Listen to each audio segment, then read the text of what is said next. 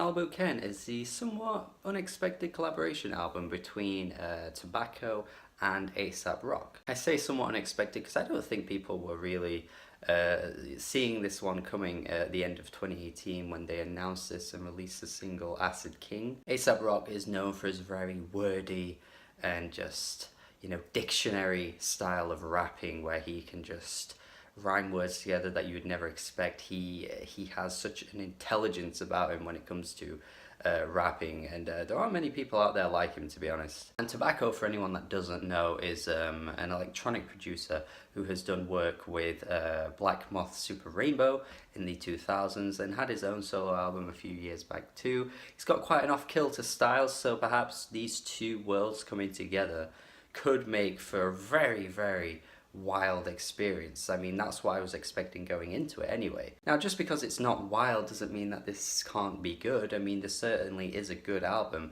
but I don't know, there was an expectation on my part that just seems to have dragged this album down. I was sort of thinking that, this production was going to be off the wall. Aesop Rock was going to be, completely fresh and fitting into this style so well in a way that would completely blow my mind, and that hasn't quite happened, I don't think. Tobacco's production for the most part is pretty solid. I wouldn't say it's all that impressive, nowhere near as impressive as what Aesop Rock can do on the mic, and yeah, it just kind of feels more like just Aesop Rock rapping over any kind of beats. Like, you wouldn't think that this was quite a significant collaboration album.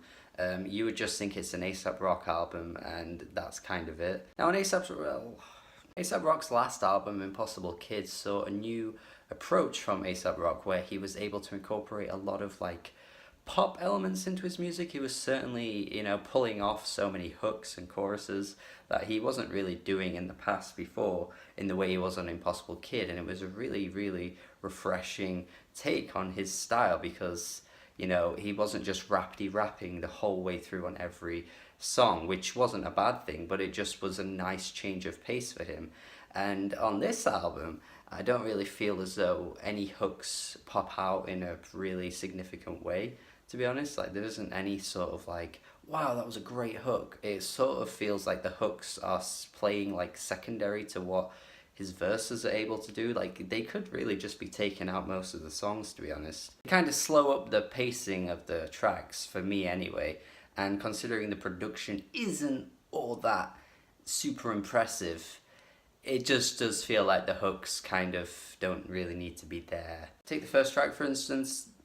Aesop is Aesop is rapping about his personal life, how he doesn't really let people into his private life, and doesn't really reveal too many details. And once the hook comes around, yeah, it's relevant to what he's been rapping about. It certainly ties up the song, but it just isn't all that of an impressive hook. It just, I don't know, I just don't, I don't know. I think that's really what Acid King showed us from the get-go anyway, this really quite sinister production, that synth line that keeps popping through, wah, wah, wah, wah. It's quite anxious, you know what I mean? It gives you that anxious feeling, and you didn't really need to come through with a hook to break things up because the entire track just stays interesting from start to finish. I just would have thought, Tobacco would have utilized that idea and that sound across every track, and we would have got a completely new take on Aesop's rapping, but I don't really feel like we do. I know I'm talking about this quite negatively, but it's actually a solid release. I'm not saying that it's anything bad. There are certainly no tracks here that are bad, but it just kind of goes by without really, making my ears perk up at some amazing idea. It's just kind of so most of the time. I think the issue for this album for me is that I'm just thinking about what it could have been as opposed to what we got instead, which isn't the greatest way to review anything.